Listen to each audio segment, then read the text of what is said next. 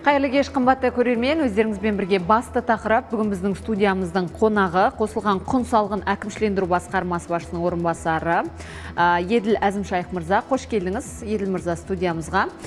Енді айтып жатырмыз, бұл астық өндірушілерге қатысты мәселе. Астық биылғы жылы құрғақшылық болуы мүмкін деді, былтыр құрғақшылық болып жатқан кезде, және бұл құрғақшылық 3 жылға созылуы мүмкін деді. Соның нәтижесінде елімізде өндірілетін астықтың да көлемі азаюы мүмкін деген болжам болған. Енді қалыптасып отқан Украина мен Ресейдің арасындағы жағдайдан кейін бұл мәселе мүлдем ушығып кетті. Қазір жағдай қалай жалпы ол кісілердің? Енді жалпы алғанда бұл жағдай Украинадан ғана басталған жоқ. Біз талдау жүргізгенбіз. Былтырдан бастап, мысалға шілдеден бері қарай Ресейден келетін схемалармен келетін астықтың саны көбейген. Жалпы сұр жолмен келеді, яғни заңды айналып өтетін. Заңды айналып өтетін жартысы жаңа бағасын арзандатып алып келеді, қағаз жүзінде. Бірақ нақты жағдай көріп отырғанымызды Ресейдегі бағасынан да анағұрлым арзан алып келген жағдайлар анықталған болатын. Сондай-ақ мынау астық одағының мәліметтері бойынша жылына 2 миллионға жуық астық, 2 миллион тоннаға жуық астық бұл мүлдем ешқандай есепсіз алып келген кездер, сондай мәлімет бар. Жалпы бұл жақты алып қарайтын болсақ, бұл біздің кәсіпкерлердің тарапынан жасалып жатқан шара ғой, яғни елімізге. Бұл елдің ішінде нарықта қалып жатқан астық па, жаңа заңшы жолмен келіп жатқан, әлде біз арқылы шет мемлекеттерге өтіп кететін астық көлемі ме? Онда жаңағында есеп болмағаннан кейін, ол әрине астық қазақстандық астық ретінде шетелге шығарылуы да мүмкін. Себебі өткен жылдың шілдесінде, маусымында Ресей Федерациясы үшінші елдерге шығаратын астықты экспорттық төлемдерін көбейткен болатын. Бұл дегеніміз 1 тоннаға 30 долларға дейін көбейткен. Теңгемен шаққанда шамамен 14 мың теңгені құрайды. Ол әрине олардың астықтарының бағасын өсуіне әсер етеді. Ал жаңағындай сұр схемамен экспортқа шығаратын болса, бұл Қазақстанның экспорттық төлемдері одан аз болғаннан кейін шығындары да азая түседі. Ол негізінен мынау жалпы Қазақстанның экспортқа шығаратын елдерін алып қарайтын болсақ, Өзбекстан бар, Ауғанстан, Қырғызстан, Түркмения, сол елдерге шығарып жатқан астықтың қатарында Ресей астығы да болуы мүмкін. Болуы мүмкін. Енді салыстырмалы түрде айтатын болсақ, мысалы Ресейде өзіңіз айттыңыз, жаңа 1 тонна шығарылған астыққа, экспортқа 30 рубль дедіңіз, 30 доллар. 30 доллар. Шамамен 14 мың теңге көлемінде салық салынады. Ал бізде қандай салық бар экспортқа шығатын астыққа 1 тоннаға? Жалпы бізде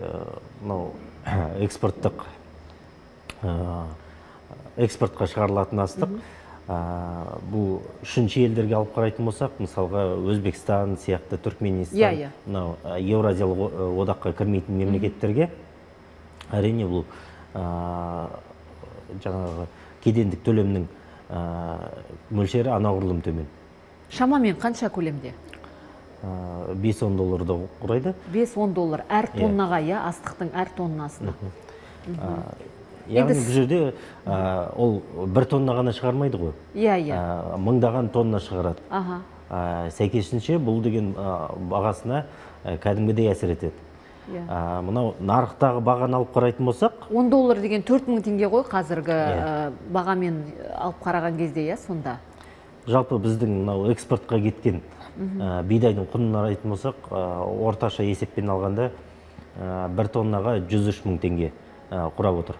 1 тоннаға 103 мың. Енді 14 мың теңге оған қосылатын болса, сәйкесінше ол қымбаттай түседі.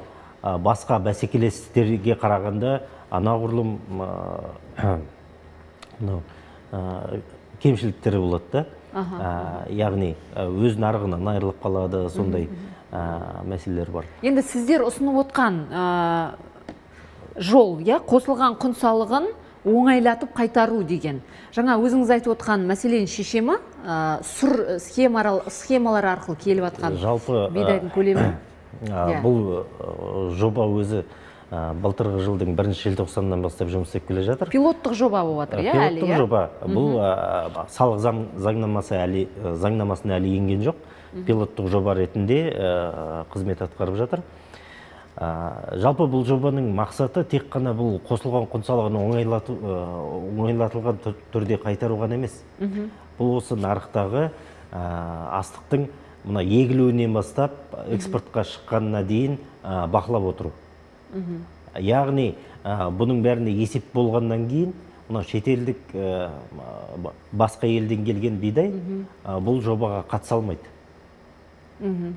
Ол біріншіден. Екіншіден, әрбір егін егуші бар, одан кейін оны тасымалдаушы бар, барлығы есепке алынып отырады. Қайсысы қанша табыс тапты, қандай шығындары болды, солардың барлығы ақпараттық жүйеде көрініп отырады да, қайсысы қанша салық төлегенін бақылап отыратын боламыз. Яғни осы сол астық бойынша төленген қосылған құн салығы экспорттаушыға оңайлатылған түрде қайтарылады. Яғни бұл барлығы есепте болғаннан кейін біз алдын ала біліп отырамыз да. Бұл үшін бір арнайы жүйе енгізіледі ғой, қазір жасап жатыр ғой, жұмыс істеп жатыр ғой бұл жүйе. Қалай бақылайсыздар? Қанша көлемде егілді, қанша көлемде сатылды деген сияқты. Себебі менің білуімше бұл жүйеге кәсіпкерлердің өздері енгізеді. Мысалы, мен биылға 1000 тонна ектім, шыққан көлемі мынандай деп. Ал егер кәсіпкерлер жалған мәліметтер беретін болса ше? Бұнда мынау ақпараттық жүйе құрылды, астық қойма деген, яғни бұл виртуалды түрде қойма. Ол жерге кәсіпкерлер енгізеді дегеніңіз қосылған кездегі өзінде бар қалдықтарын ғана енгізеді. Одан ары қарай мына еккен егісі, сатып алғаны барлығы сол жүйеде тіркеліп отырады. Ол кәсіпкердің өзінің енгізген емес, мысалға еккен егісінің көлемі космостан түсірілген түсірілімдер арқылы талданып анықталады. Кім талдайды, кім анықтайды мұны? Бұл сіздер айналысасыздар ма? Ақпараттық жүйеден түсірілген космостық фотосуреттер арқылы ақпараттық жүйе өзі талдайды.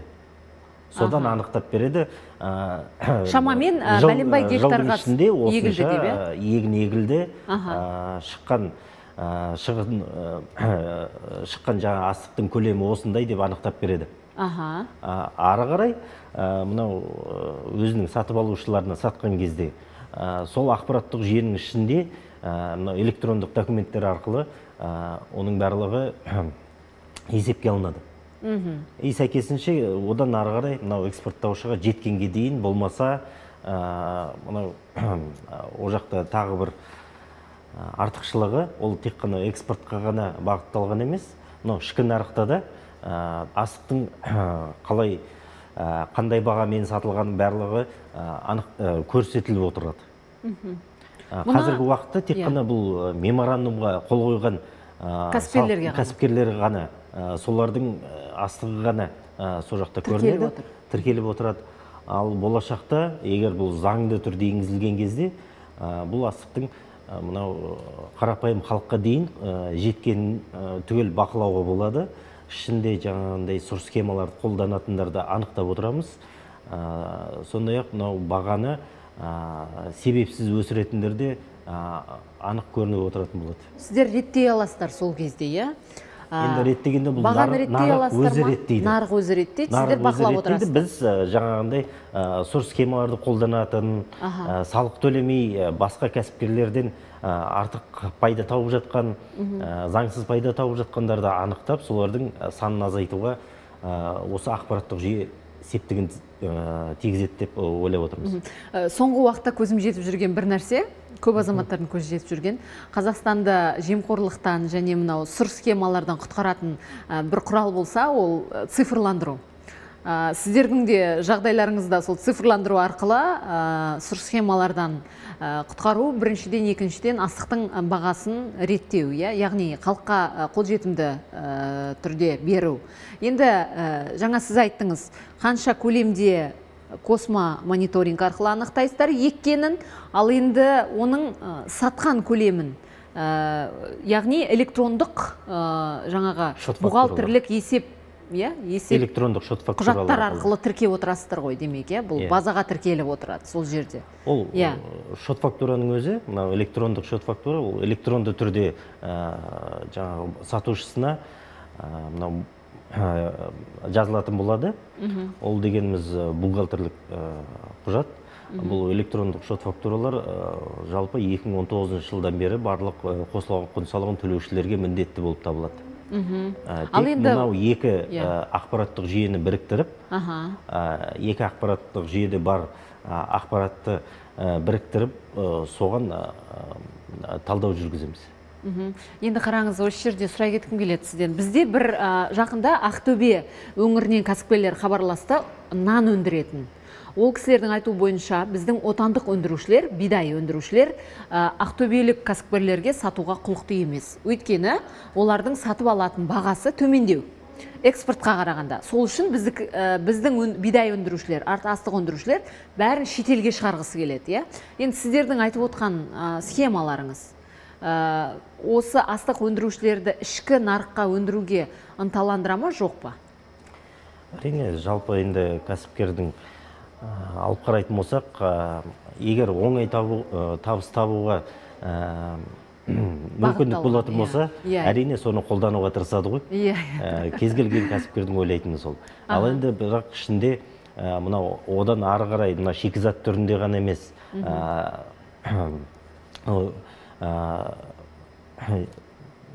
дайын өнімді шығаруға құлықты кәсіпкерлер де бар. Әрине олардың атқарып жатқан кәсіптері де бұл халыққа пайдалы. Жалпы мынау бұл жақта алып қарайтын болсақ, Өзбекстанның атқарған қызметтерін талдап өтуге болады. 2012 жылы мынау ішке кіргізетін шикізатты, яғни бидайды, олар салықтан босатқанда, ал оның кіргізетін оңға керісінше қосымша акциз енгізген, салықтардың өсірген. Бағасын өсірген. Содан кәсіпкерлерге қосымша осындай мүмкіндік жасаған, со жақта оны өндіретін диірмендерді соғуға, оған кредит те берілген.